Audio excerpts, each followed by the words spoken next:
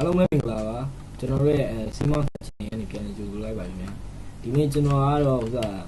ကျွန်တော် upload မတင်တာဘွားကိစ္စတွေပါနေရှုံနေလို့အခုကကျွန်တော်ဒီနေ့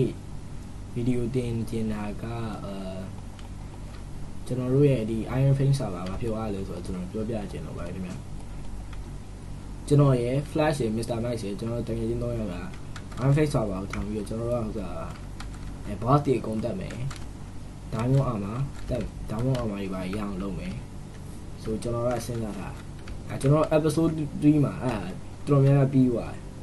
episode 3ရမို့ episode 4ကျွန်တော် edit ပြီးမတင်တာအဲ့ဒါပြီးသွားပြီဗျာပြီးသွားကျွန်တော်တို့ကအဲ့မှာ